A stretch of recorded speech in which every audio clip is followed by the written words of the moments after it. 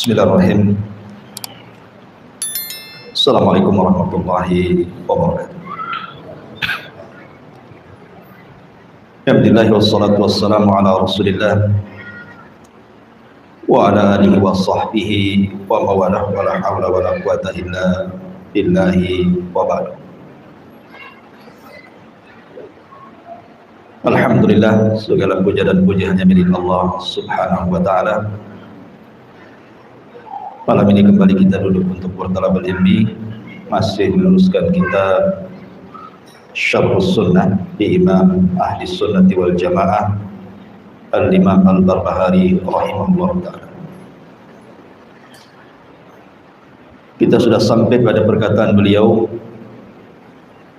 Al-Mu'allif rahimahullah ta'ala, wa idza ja'aka yunadiruka fahdharhu fa inna fil munadharati al-mira'a wal jidala wal mubalaghata wal khusumata wal ghadaba wa qad nuhita an jami'i hadha jiddah wa huwa yuzilu an tariqil haqqi wa lam yablughna an ahadin min fuqaha'ina wa ulama'ina annahu nadhara aw jadala aw khasama. Qala al-Hasanu al-Hakim la yumari wa la yudari hikmatuhu yanshuruha. In kubilat hamidallah wa in ruddat hamidallah. Wa jaa rajulun ila al-Hasani faqala ana unadiruka fid din. Qala al-Hasan ana araftu dini fa in dhalla dinuka fadhhab fatlubu. Wa sami'a Rasulullah sallallahu alaihi wasallam qauman ala babi hujratihi yaqulu ahaduhum alam yaqulillahu kadha fa kharaja mughdaban fa qala abi hadha amartukum am bi hadha bu'ithtu ilaikum an tadribu kitaballah ba'dahu bi ba'din fanahahum 'anil jidal wa kana ibnu Umar yaqra'u al-munadharata wa Malik bin Anas wa man fawqahu wa man dunahu ila yaumina hadha wa qaulullahi azza wa jal akbaru min qaulil khalqi. Qala Allah tabaraka wa ta'ala wa ma yujadilu fi ayatillahi illa alladhina kafaru. Wa sa'ala rajulun Umar ibn al-Khattab faqala ma wan nashitati nashta. Qala law kunta mahluqan la darabtu unuqa. Wa qala an-nabiy sallallahu alaihi wasallam al-mu'min la yumari wa la ashfahu lil mumari yaumal qiyamati fada'ul mira'a bi qillati khairihi. Intaha kalam. Kata muallif rahimahullahu ta'ala, apabila datang kepadamu seseorang yang mengajak debat dengan kamu, maka hati-hati, karena dalam perdebatan itu ada mira. Mira itu maksudnya debat, tapi bukan mencari kebenaran, hanya ingin debat saja. Wal jidala, dan juga menghendaki jidal hanya untuk berargumen saja, kuat-kuat argumentasi. Wal mubalaghah, ataupun berlebihan. Wal khusumata, ataupun hendak mencari permusuhan. Wal ghadab, dan juga menimbulkan kemarahan. Dan sungguh engkau sudah dilarang dari perkara-perkara itu dengan sangat serius. Karena perdebatan yang seperti ini menghilangkan dari jalan yang benar, dan tidak sampai kepada kita satupun dari para ahli fikih dan ulama kita melakukan perdebatan atau berjidal seperti itu. Berkata Al-Hasan, maksudnya Hasan Al-Basri, pemimpin para tabi'in, orang yang bijaksana itu pasti tidak akan berdebat, maksudnya berdebat yang tidak untuk mencari kebenaran, hanya menang-menang. Tetapi orang yang bijak itu adalah orang yang menyebarkan kebijaksanaannya, hikmah-hikmahnya kepada manusia. Kalau diterima, alhamdulillah. Ditolak, alhamdulillah. Sampai ada seseorang datang kepada Hasan Al-Basri dan mengatakan, ana unadhiruka fiddin, saya siap berdebat dengan kamu dalam urusan agama ya imam. Maka Hasan al-Basri mengatakan, saya tahu agama saya. Fa in dhalla, artinya kalau engkau tidak tahu agamamu, fadhhab fatlubhu, cari, enggak usah berdebat. Dan Nabi SAW pernah mendengar sebuah kaum berada di depan pintu rumahnya. Salah seorang mereka berkata, bukankah Allah sudah berfirman ini dan itu? Maka Rasul keluar dan mengatakan, bukan ini aku memerintahkan kalian, dan bukan seperti ini aku diutus kepada kalian, untuk mencanggahkan antara kitab Allah satu dengan yang lainnya. Maka Nabi SAW melarang mereka untuk berjidal, berdebat. Bahkan Ibnu Umar memakruhkan perdebatan. Begitu juga Imam Malik Ibn Anas, dan orang yang di atasnya dan orang yang di bawahnya sampai hari ini. Karena firman Allah Subhanahu wa taala itu jauh lebih besar dibandingkan perkataan makhluk. Dan Allah Subhanahu wa taala berfirman, "Wa may yujadilu fi ayatillahi illa alladziina kafaru." Dan tidaklah seseorang berdebat pada ayat-ayat Allah kecuali orang-orang kafir. Seseorang bertanya kepada Umar bin Khattab radhiyallahu anhu tentang makna ayat an-nasyitati nashta dalam surah An-Nazi'ah.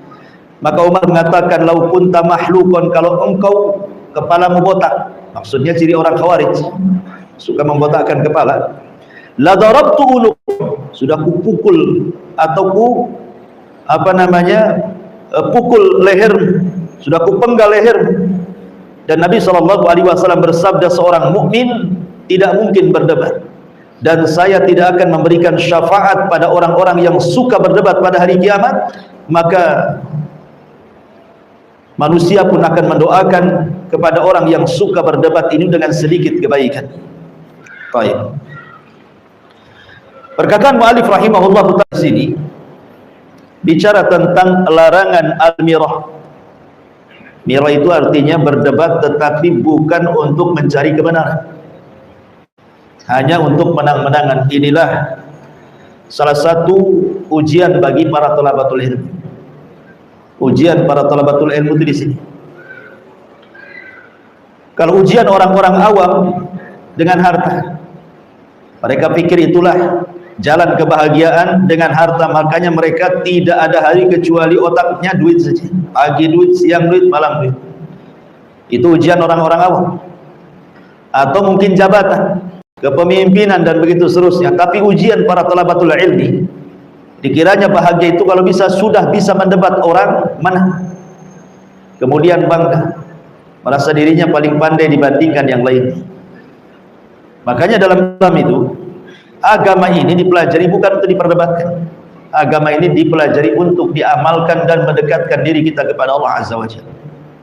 Makanya Syekh Shalih Fauzan hafizahullah ta'ala mengatakan, salah satu musibah adanya internet pada hari ini, adanya handphone pada hari ini, adanya alat komunikasi pada hari ini yang jauh lebih canggih dibandingkan zaman dulu. Muncullah orang-orang yang jahil, tidak punya agama, mulai memperdebatkan soal agama di medsos. Kita tidak tahu siapa orangnya, dia hanya komen saja. Apakah dia orang alim ke orang jahil, apakah dia orang Islam ke orang kafir, namanya di medsos kita tidak tahu. Kadang-kadang juga gambarnya bukan gambar dia, kadang-kadang asal letak saja kan gitu, sehingga tidak tahu yang bicara siapa. Tetapi dia bisa berdebat dalam urusan agama dengan kejahilan kan? Dan ini membahayakan. Beda di zaman dulu, kalau orang dulu itu tidak tahu datang kepada orang alim bertanya, kemudian diamalkan. Tapi zaman sekarang kalau tidak tahu diperdebatkan, sehingga akhirnya bukan menambah keyakinan pada agama, justru mendatangkan keraguan. Dari sini ma'asyiral muslimin, kata beliau, disinilah bentuk bahayanya medsos. Karena kalau sudah berdebat dalam urusan agama, kemudian sampai mencaci maki di dalamnya, apalagi kemudian menyerempet-nyerempet mencaci maki Allah, Rasul dan ayat-ayatnya, bisa kufur. Hanya karena mungkin urusan-urusan politik kadang-kadang. Kalau bulan politik ini agama masuk. Kadang-kadang diperdebatkan untuk memukul lawannya pakai dalil macam-macam. Nanti dibantah lagi. Ma'asyiral muslimin yang dimuliakan Allah Azza wa Jalla, mu'allif rahimahullahu taala di sini mengatakan, apabila ada orang yang datang kepadamu mengajak berdebat, hati-hati, jangan dilayan. Enggak perlu, kalau tidak ada masalahnya ngapain antum debat. Saya akan kisahkan satu kisah. Al-Imam Malik rahimahullahu taala, Imam Malik Ibn Anas rahimahullahu taala, suatu ketika dia sedang bersandar di Masjid Nabawi. Jadi tiba-tiba kemudian ada seseorang yang muttaham bil irja. Orang ini tertuduh memiliki pemahaman murji'ah. Datang dia kepada Imam Malik yang sedang duduk bertelekan di Masjid Nabawi. Faqala, dan dia mengatakan, ya Abdullah, isma minni syai'an ukallimuka bihi. Kemudian dia mengatakan, wahai Abdullah, maksudnya kepada Imam Malik, dengarkan kata-kataku sedikit. Saya ingin bicara denganmu, wa uhajuka, dan ingin berdebat denganmu, wa ukhbiruka bi ra'yi, dan ingin menghabarkan pendapatku. Maka Imam Malik mengatakan, in ghallabtani, kalau engkau mengalahkan aku, kira-kira apa konsekuensi? Kata Imam Malik, baik, kalau saya layani kamu berdebat, kalah pula aku dan kau yang menang.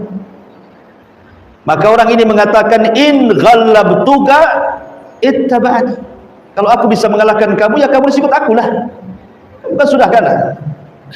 Kata Imam Malik rahimahullahu ta'ala, bagaimana kalau sebaliknya?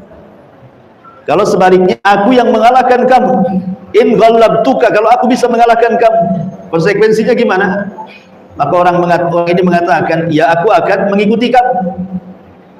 Baik, kalau seandainya setelah perdebatan ini entah saya yang kalah, entah kamu yang menang, atau saya yang menang, engkau yang kalah, tiba-tiba besoknya ada lagi yang mengajak debat dengan persoalan yang sama, kemudian kita berdua kalah, kira-kira apa konsekuensinya? Ya kita semua harus ikut dia kan? Maka Imam Malik rahimahullahu ta'ala mengatakan, ya Abdullah, ba'athallahu azza wa jalla Muhammadan sallallahu alaihi wasallam bidinin wahidin wa araka tantakil min dinin ila din. Dengerin kata Imam Malik, Nabi sallallahu alaihi wasallam itu diutus dengan satu agama saja, tapi saya lihat engkau orang yang suka pindah dari satu agama ke agama berikutnya. Sebab kalau aku kalah, engkau memaksa aku untuk ikut pendapatmu. Kalau aku bisa mengalahkan kamu, pendapatmu kau tinggal, akhirnya mengambil pendapatku. Kalau ada orang yang mengalahkan, kau berpindah kepada pendapat itu. Kalau ada orang lagi mengalahkan, berpindah lagi. Sampai kapan seperti itu agama pindah-pindah? Jadi Imam Malik rahimahullahu ta'ala ingin mengajarkan kepada orang ini, jangan suka berpindah-pindah dalam agama. Makanya Umar bin Abdul Aziz rahimahullahu ta'ala mengatakan, man ja'ala dinahu gharadan lil khusumati aktsaru tanakkul. Siapa yang tujuan mencari agama itu untuk sekedar khusumah, hanya untuk diperdebatkan saja, maka pasti orang itu akan banyak plin-plan, suka berpindah satu keyakinan ke keyakinan berikutnya. Akhirnya jadi ragu-ragu dia, si pindah lagi, pindah lagi. Sampai kapan seperti itu beragama? Tidak akan punya ketenangan. Ma'asyiral muslimin yang dimuliakan Allah Azza wa Jalla, makanya saya tertarik dengan satu perdebatan dalam sejarah ketika Imam Syafi'i rahimahullah ta'ala berdebat dengan Abu Ubaid Al-Qasim ibn Salam. Ini yang saya salut ketika membaca kisah ini, bagaimana kebijaksanaan kedua ulama ini. Imam Syafi'i rahimahullah ta'ala berdebat dengan Abu Ubaid Al-Qasim ibn Salam. Berdebat persoalan apa? Persoalan makna al-qur'u wal mutallaqat yatarabbasna bi anfusihinna thalathata quru', tentang makna quru', di mana orang-orang yang telah mentalak istrinya, maka istri itu punya masa iddah selama 3 quru'. Apa makna quru' ini? Apakah dia makna haid, artinya setelah 3 kali haid, ataukah maknanya suci dari haid? Makna quru' di sini berarti kalau diartikan haid semata-mata sudah haid dan sudah ketiga kalinya haid, berarti wanita itu sudah lepas masa iddahnya, boleh nikah lagi, gitu maksudnya. Tapi kalau maknanya adalah bersih dari haid, berarti lama sedikit. Ya, lama sedikit. Mungkin bisa bertambah seminggu lagi, karena suci dari haid itu kan nunggu 1 minggu.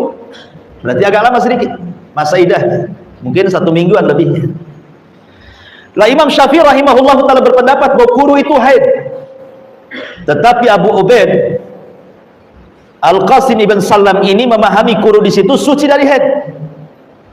Akhirnya berdebatlah kedua ulama dengan sangat sengit, masing-masing memberikan hujah dan alasan pendapatnya. Setelah mentok perdebatan itu, sudah tidak saling lagi memberikan hujah, maka Imam Syafi'i rahimahullahu ta'ala tiba-tiba mengatakan, jazakumullah khairan, semoga Allah membalas dengan balasan yang baik kepadamu ya Aba Ubaid Al-Qasim ibn Sallam. Sesungguhnya selama ini aku ragu-ragu dengan pendapat, dan aku meyakini pendapatku yang paling kuat. Setelah berhujah dengan kamu, rupanya pendapatmu lebih kuat. Aku ikut pendapat. Katanya Abu Ubaid Al-Qasim ibn Sallam, begitu juga diriku, katanya. Ketika aku berpendapat bahwa quru itu maknanya bersih dari haid, itu sangat saya yakin ini pendapat saya yang paling kuat. Tapi setelah berdebat dengan kamu, saya lihat hujahmu lebih kuat, berarti aku ikut pendapatmu. Terbalik-balik juga. Tadinya Imam Syafi'i mengatakan quru itu haid, jadi suci dari haid. Abu Ubaid pula yang tadinya berpendapat suci dari haid, mengatakan aku menguatkan pendapat yang haid. Subhanallah. Begitu para ulama. Ya. Jadi saling tukar pendapat jadinya. Kan enak kalau berdebat seperti ini, menghargai yang lainnya. Tapi begini kenyataannya, kalau saya berdebat nih dengan Cak Lis, saya berdebat, menang pula Cak Lis ini, saya dan ngakui saya kalah Cak Lis, antum lebih kuat, kata Cak Lis, alhamdulillah Ustaz sudah kembali kepada kebenaran. Subhanallah, bisa pula dia ngomong gitu dengan bangganya. Orang sekarang kan tidak menghargai orang. Makanya Imam Syafi'i rahimahullahu ta'ala sampai mengatakan, Imam Syafi'i itu kalau dia hendak berdebat, selalunya Imam Asy-Syafi'i rahimahullahu ta'ala akan berdoa kepada Allah subhanahu wa ta'ala, semoga kebenaran itu ada pada lisan orang yang diajak debatnya. Jadi dia sholat 2 rakaat berdoa kepada Allah subhanahu wa ta'ala. Kemudian Imam Syafi'i mengatakan, ya Rabb, ya, kalau bisa kebenaran itu ada pada lisan orang yang kuajak debat, minta kepada Allah supaya kebenaran ada pada lisannya. Makanya kata Imam Syafi'i rahimahullahu ta'ala, ma jadaltu ahadan qad fa ahbabtu an yuhdhiya. Maksudnya fa ahbabtu annal haq ala lisanihi. Aku tidak pernah mendebat seorang pun kecuali aku sangat menginginkan kebenaran itu ada pada lisannya. Karena tujuan Imam Syafi'i berdebat itu untuk mencari faedah dari lawan debatnya, bukan untuk mengalahkannya. Boleh jadi saat berdialog itu ada pengetahuan yang kita tidak tahu, dia pula tahu, jadi dapat faedah jadinya kan debat ini. Makanya seseorang itu kalau ingin berdebat dengan para ulama, dengan para talabatul ilmi gitu, maka berdebatlah sesuatu yang antum ada faedah di dalamnya, jadi yang tidak tahu jadi tahu.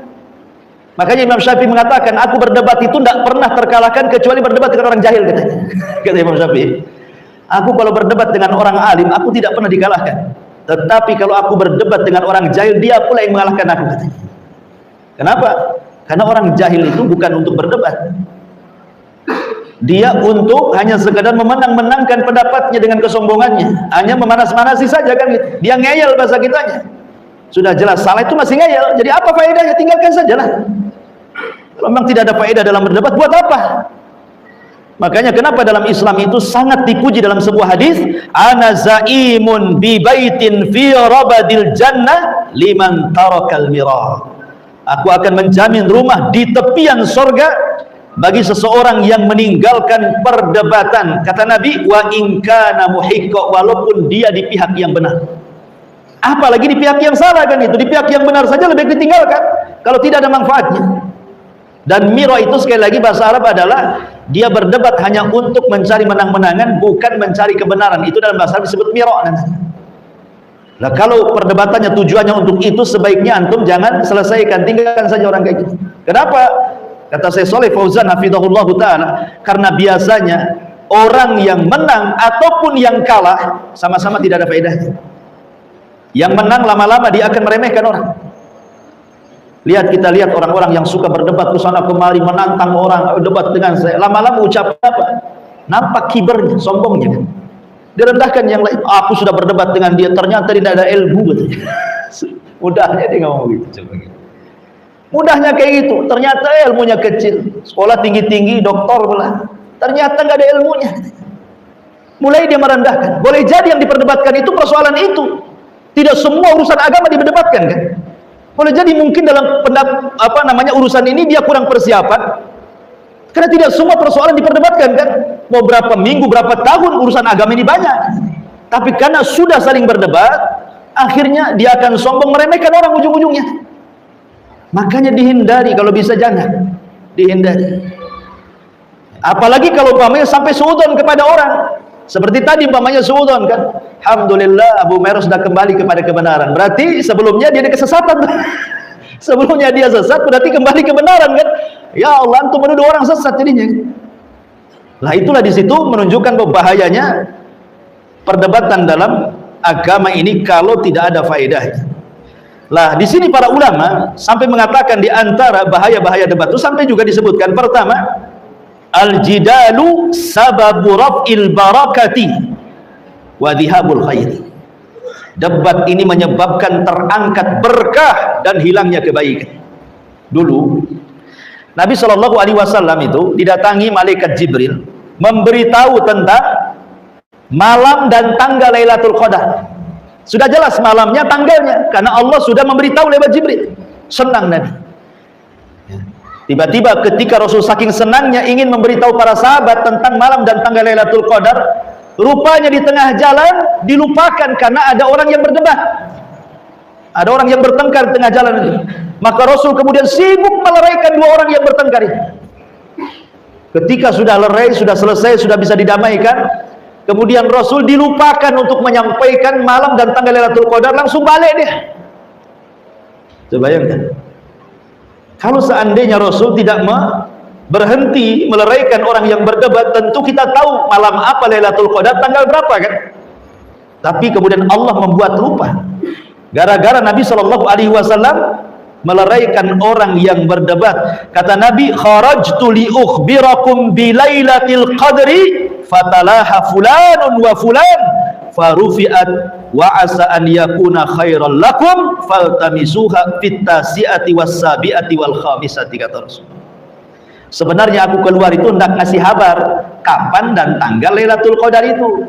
Tiba-tiba ada dua orang yang berdebat, berselisih, kudamaikan keduanya, akhirnya berkah itu diangkat oleh Allah. Ya, saya sih hanya berharap mudah-mudahan ini kebaikan bagi kalian. Kalau begitulah carilah Lailatul Qadar di malam ke Tasi' ke 29 atau Sabi 27 atau Khamis 25, kata Rasulullah riwayat, iltamisuha fi ashril awakhir min Ramadan. Carilah di akhir-akhir bulan Ramadan, artinya 10 akhir Ramadan, bisa 21, 23, 25, 27, 29, Allahu a'lam.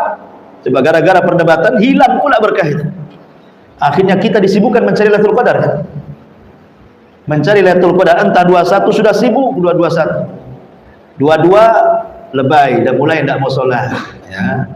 Padahal kita tidak tahu Lailatul Qadar itu tanggal 21-nya atau 22-nya. Ya kan, apalagi kalau perselisihan pemerintah dengan ormas beda. Yang satu malam ganjil menurut dia, menurut pemerintah malam genap. Menurut pemerintah malam ganjil, menurut ormas ini malam genap. Akhirnya kan setiap malam Lailatul Qadar jadi kan gitu ya. Karena semua dianggap ganjil akhirnya. Coba kalau Nabi SAW ketika itu tidak dihalangi dengan orang yang berdebat, kan tentu enak, tanggal sekian selesai. Tapi karena sudah diangkat dan itu mudah-mudahan sebuah kebaikan, kata Rasul, maka inilah diantara sebab diangkatnya berkah dan hilangnya kebaikan adalah sababuhul jidal, karena perdebatan. Yang kedua, al-jidalu yufsidul ibadat aw yakad an yufsidah. Debat itu bisa merusak ibadah atau boleh jadi hampir-hampir merusak ibadah. Di dalam Al-Quran surah Al-Hajj Allah mengatakan, al-hajju ashhurum ma'lumah faman faradha fihinnal hajja fala rafasa wala fusuqa wala jidala fil haji. Wa ma taf'alu min khairin ya'lamhu Allah wa tazawwadu fa inna khairaz zadi taqwa wattaquni ya ulil albab. Haji itu memiliki bulan-bulan yang sudah jelas. Maksudnya bulan haji itu dimulai dari Dzulqa'dah, Dzulhijjah, Muharram, itu disebut Ashhur Haji namanya, 3 bulan, Dzulqa'dah, Dzulhijjah, Muharram. Maka barang siapa yang diwajibkan kepada mereka haji, jangan rafas, mengeluarkan kata-kata yang lancang. Wala fusuk, jangan pula melakukan hal-hal maksiat. Wala jidal, dan tidak boleh jidal saat haji. Kenapa? Kata ulama tafsir mengatakan, karena jidal dalam haji, dalam pelaksanaan haji, bisa membatalkan ibadah haji atau hampir-hampir membatalkan. Nah ini kan bahaya jidal ya. Kalau tidak tahu tanya. Kemudian yang nomor 3 adalah al-jidal sababul halak. Jidal itu disebabkan atau menyebabkan kehancuran. Kata Nabi SAW, fa innama ahlaka man qablakum bi kathrati su'alihim wa ikhtilafihim ala anbiya'ihim. Hancurnya umat sebelum kalian itu karena terlampau banyak soal dan juga banyak menyelisih nabi-nabi mereka. Seperti apa? Jidalnya Bani Israel soal sapi betina yang diperintahkan Musa untuk disembelih untuk menyingkap sebuah pembunuhan kan? Kata Musa, Allah perintahkan sembelih Baqarah. Tanya lagi, Baqarahnya kayak apa? Dijelasin Baqarahnya tidak tua tidak muda. Tanya lagi macam mana warnanya. Dijelasin warnanya kuning pekat, nggak ada kuning yang lain. Kalau orang lihat senang. Tanya lagi, kami masih ragu-ragu, masih samar itu. Tolong lebih jelas lagi katanya. Apakah Baqarahnya itu sudah dipekerjakan atau belum dipekerjakan? Macam-macam. Akhirnya hampir-hampir mereka tidak bisa melakukannya. Hampir-hampir hancur mereka. Sebab kalau mereka tidak bisa melakukan adab, itu masalahnya. Hampir-hampir mereka diadab. Kalau bukan karena mereka mengatakan wa inna insyaallahu la muhtadun, kalimat insyaallah itulah yang menolong mereka. Akhirnya mereka bisa melaksanakan dengan sangat payah, susah ya. Ini juga yang ketiga. Yang keempat, al-jidal min asbab dukhulin nar, bahwa jidal itu sebab orang bisa masuk ke dalam neraka berdasarkan hadis, man talabal ilma liyujariya bihil ulama au yumariya bihi sufaha wa yasrifu bihi wujuhan nas ilaihi adkhalahu Allahu nar. Siapa yang mencari ilmu hanya untuk mendebat para ulama atau untuk membodoh-bodohkan orang-orang jahil atau supaya manusia memandang dia bahwa dia ahli debat, maka siap-siap Allah masukkan dia ke neraka. Naudzubillah ya. Kemudian juga al-jidal itu sabab hurmanil ilmi, sebab diharamkan ilmu padanya. Berkata Yunus, dia mengatakan, aku Maimun menulis kepadaku sebuah surat, maksudnya Maimun ibn Mihran, Imam Ahmash, kepada Yunus ini. Kemudian dalam surat itu dia katakan, iyyaka wal khusumata wal jidala fiddin. Hati-hati, engkau jangan suka debat dalam agama. Wala tujadilanna aliman wala jahilan, jangan mendebat orang alim ataupun orang jahil katanya. Ammal alim fa innahu yahzan anka ilmu wala yubali ma sana'ta, wa ammal jahil fa innahu yahsha bi sadrika wala yuti'a. Kata beliau, kalau engkau sampai mendebat orang alim, maka orang alim akan sedih sehingga dia malas untuk memberikan ilmunya kepada, sehingga diharamkan ilmu pada. Adapun orang jahil juga sama, akhirnya keras hatinya, merasa kalah ataupun menang dalam debatnya sehingga meremehkan dirimu, akhirnya tidak akan mengikuti kamu lagi nantinya. Nah, bayangkan ini, ulama memberikan nasihat, debat itu bisa mengharamkan ilmu pada kita. Kemudian juga al-jidal min khawarimil muru'ah, termasuk keburukan akhlak seseorang. Kata Dhunnun Yunus ibn Matta, dia mengatakan salasatun min a'lam a'malil kayasati tarkul mira wal jidala fiddin. 3 alamat dari kecerdasan orang beramal itu adalah ketika dia bisa meninggalkan perdebatan dan jidal. Artinya sebuah alamat kebodohan itu ketika dia suka berdebat. Karena hidupnya ikhwan kalau berdebat itu pasti dihinggapi dengan dendam, dengan marah gitu ya. Kalau kalah lah malu, kalau menang merasa tinggi hati gitu ya kan. Itu kan bahaya. Kalah menang sama-sama bahaya. Makanya kemudian jidal ini bisa menghilangkan khawarimul muru'ah. Termasuk jidal ini yunafil uhuwah al-imaniyah, bisa meniadakan persaudaraan. Akhirnya jadi dendam yang kalah, yang menang jadi meremehkan, hilanglah persaudaraan di antara kaum muslimin. Termasuk jidal ini yurithul adawata wal baghdha, bisa mewariskan permusuhan dan juga dendam di antara kaum muslimin. Al-Imam Nawawi mengatakan, ma ra'aitu syai'an adhabu lid-dini wala anqas lil muru'ati wala adya lil ladzati wala athqalu lil qalbi minal khusumati. Lihat perkataan Imam Nawawi, aku tidak pernah melihat sesuatu yang lebih mudah menghilangkan agama orang, yang lebih mudah menghilangkan akhlak manusia, yang lebih menghilangkan kelezatan belajar, yang lebih memberatkan kepada hati sehingga hati banyak masalah, kecuali perdebatan gitu. Kenapa? Kalau orang sibuk berdebat, sibuk belajar dia, asik yang diurus debat saja kemana-mana, lupa dia belajar kepada bab-bab yang lainnya kan. Nah, itulah kata Imam Nawawi rahimahullahu ta'ala.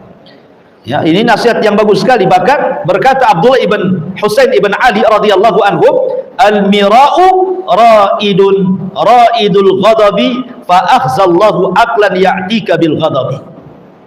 Jadi orang yang suka berdebat itu akan mengantarkan kepada emosi, maka Allah balas, akalnya akan penuh dengan kemarahan. Sementara Rasul mengatakan la taghdab la taghdab la taghdab, jangan marah, jangan marah, jangan marah. Sedikit sekali orang yang berdebat itu tidak marah. Jarang orang berdebat itu, jarang kita melihat dia tenang, slow, enggak. Walaupun nampaknya dia baik-baik ketika debat, jadi garang jadinya. Ya, nampak tuh kegarangannya. Makanya kenapa kemudian para ulama salaf itu menghindar dari perkara-perkara seperti ini. Ketika di zaman Umar bin Khattab ada dua orang yang berjidal di Masjid Nabawi, dilempar sama kerikil dan mengatakan, kau tidak mendengar sabda Nabi SAW katanya, bahwa Allah Subhanahu wa taala berfirman, la tarfa'u aswatakum fawqa sautin nabi, jangan kau angkat suaramu di atas suara Nabi, ini masjid Nabi, keluar kamu katanya.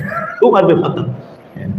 Ketika ada orang dari Syam datang ke kota Madinah mengacau, menabrak-nabrakan ayat satu dengan yang lainnya di pasar-pasar kaum muslimin, kedengaran sama Umar, dipanggil, ngapain kau berdebat dengan orang pasar? Berdebat dengan saya katanya. Apa syubhatmu?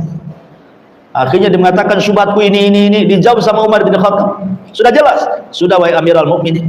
Ada lagi? Enggak ada. Kalau ada lagi, ambilkan tongkat katanya. Kalau ada lagi saya akan pukul kepalamu. Berkeluar syubhatmu. Umar bin Khattab radhiyallahu anhu, ya. Makanya ma'asyiral muslimin yang dimuliakan Allah Azza wa Jalla, di sini mu'alif rahimahullahu taala mengatakan kalau ada orang yang datang kepadamu untuk mengajak debat, sebaiknya hindari. Kenapa? Karena biasanya perdebatan itu orang yang ngajak debat terkadang bukan ingin mencari kebenaran. Itu masalahnya. Kalau ingin mencari kebenaran pasti ikhlas dia debatnya. Nggak apa-apa kita berdebat dengan orang-orang yang ikhlas, yang mencari kebenaran. Jangan-jangan kita dapat manfaat dari dia. Tapi umumnya tidak seperti itu. Umumnya orang berdebat itu ingin menang-menangan. Kalau dia menang, bangga dia. Bahkan kemudian meremehkan yang lainnya, na'udzubillah. Makanya kata Hasan Al-Basri, tugas kita ini seorang yang bijaksana, cukup berdakwah, sebarkan kebaikan di tengah-tengah manusia. Kalau diterima, alhamdulillah. Tidak diterima, ya sudah. Selesai tugas kita ini. Makanya ketika ada seseorang datang kepada Hasan Al-Basri, kata Imam Barbari di sini, dan menantang, saya siap melayani kamu untuk berdebat katanya. Hasan Al-Basri padahal dia pemimpin tabi'in. Dia mengatakan, saya sudah tahu agamaku, tidak perlu berdebat lagi saya. Kalau kamu memang hilang agamamu, carilah, tidak usah berdebat. Kalau agamaku sudah tahu, nggak perlu debat saya. Biasa orang debat itu karena merasa ragu-ragu dengan agamanya kan gitu. Saya sudah yakin dengan agama saya, ngapain berdebat lagi? Kalau agamamu merasa tidak yakin, cari di luar sana. Nggak mau debat, diusir sama Hasan Al-Basri. Ya. Bahkan Nabi SAW, kata Imam Barbahari, pernah mendengar ada orang-orang rame bising di depan rumahnya. Ada apa? Tiba-tiba kemudian salah seorang yang bising mengatakan, alam yakulillah kada wa kada Rasul, bukankah Allah sudah bersabda seperti itu? Ada yang mengatakan ini kisahnya Dzul Khuwaisirah, orang Khawarij yang mengatakan kepada Rasul, i'dil, adil wahai Muhammad, katanya, saat membagi ghanimah perang Hunain. Maka Rasul emosi, marah dan mengatakan, aku tidak memerintahkan untuk ini dan aku tidak diutus untuk seperti ini, untuk saling berdebat kalian, apalagi mendebat Allah dan Nabi. Makanya di dalam hadis Nabi SAW, sampai-sampai Nabi SAW mengatakan dari Abi Umamah radhiyallahu anhu, ma dhalla qaumun ba'da hudan kanu alaihi illa utul jadal. Tidaklah sebuah kaum tersesat setelah mereka dapat petunjuk, kecuali karena akan berdebat. Coba bayangkan, setelah dapat petunjuk berdebat, akhirnya sesat. terkena syubhat. Maka kemudian Nabi SAW membacakan ayat wa qalu alihatuna khairun amhu ma darabuhu laka illa jadalan bal hum qaumun khasimun. Dan mereka berkata, manakah yang lebih baik, Tuhan kami atau Tuhan dia, maksudnya Isa. Mereka tidak memberikan perumpamaan itu kepadamu melainkan dengan maksud membantah-bantah saja. Sebenarnya mereka adalah kaum yang suka bertengkar, bukan untuk mencari kebaikan. Tapi kalau ada masalah besar dalam perdebatan, debat nggak apa-apa. Seperti apa? Ibnu Abbas minta izin sama Ali, ya Ali, izinkan aku akan temui orang-orang Khawarij. Aku akan debat dengan mereka.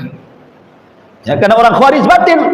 Ibnu Abbas minta izin sama Ali. Kata Ali, jangan, nanti aku takut kemaslahatan, keselamatan dirimu. Kata Ibnu Abbas, nggak apa-apa. Saya akan menyampaikan, diterima, alhamdulillah, ditolak juga nggak apa-apa. Dan saya yakin mereka tidak akan membunuhmu. Maka Ibnu Abbas datang, mulai mendebat.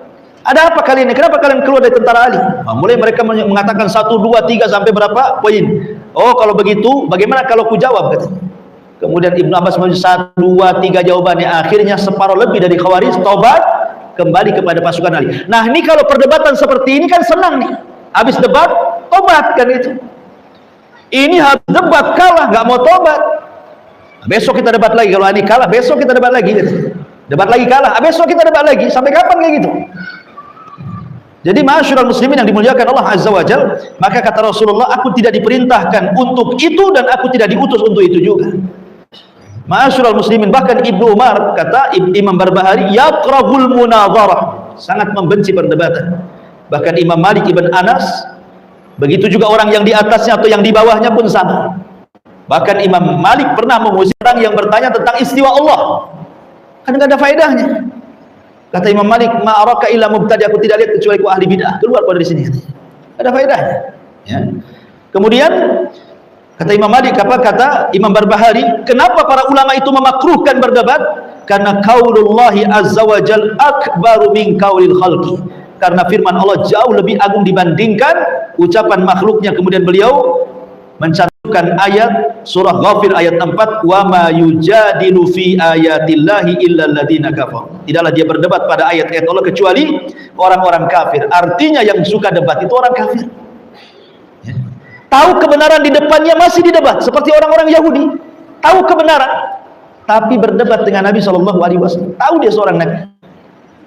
Coba ketika Yahudi datang kepada Rasul, saya Muhammad, saya punya asilah pertanyaan. Kalau engkau bisa menjawab, memang kau seorang Nabi. Tapi kalau tidak bisa menjawab, kau bukan Nabi. Kata Rasul, apa soalannya? Disebutkan 1, 1, 2, 2, 3. Rasul menjawab satu-satu. Benar jawabannya. Harusnya kalau mengikuti janjinya, kalau bisa menjawab akan mengikuti Nabi, dan kalau tidak bisa menjawab tidak akan mengikuti Nabi. Bukan Nabi bisa jawab, nggak mau ikut gara-gara apa? Oke, saya mau tanya wahai Muhammad, yang ngasih tahu jawabanmu siapa? Kata Rasul, Jibril. Oh, Jibril tidak bisa, Jibril musuh kami katanya. Jibril kena sasaran. Adapun Jibril, oh nggak bisa. Coba kalau Mikail yang ngasih tahu, kami ikut katanya. Intinya cari-cari alasan, bukan masalah Jibril atau Mikailnya. Mereka tahu kebenaran tetapi mereka menentang. Wajahadu bihi, sama dengan Fir'aun, tahu kebenaran tapi menolaknya karena zalim dan kesombongannya. Nah, itulah orang-orang. Kemudian ketika seorang laki-laki datang kepada Umar bin Khattab, ingin mendapatkan kalimat wan nasyitati nashtah. Apa kata Umar? Lau kunta mahluqan. Makhluk itu artinya dicukur rambutnya, dibotak, itu cirinya orang Khawarij. Kalau engkau Khawarij, kata kata Umar bin Khattab, la darabtu unuqa, sudah aku penggal lehermu. Maka Umar tidak suka orang mendebat dalam rangka untuk kesombongan, bukan dari kebenaran. Kemudian Rasul juga mengatakan seorang mukmin tidak mungkin berdebat hanya untuk mencari menang-menangan, bukan mencari kebenaran. Kata Rasul, wala ashfa'u lil mumari, saya tidak akan beri syafaat kepada orang-orang yang suka berdebat pada hari kiamat. Fada'ul mira'a liqillatil khaira, maka manusia mendoakan keburukan, sedikit kebaikan bagi orang-orang yang berdebat ini. Wallahu a'lam bishawab. Sudah insya. Subhanallah bihamdika asyhadu an la ilaha illa anta astaghfiruka wa atubu ilaik.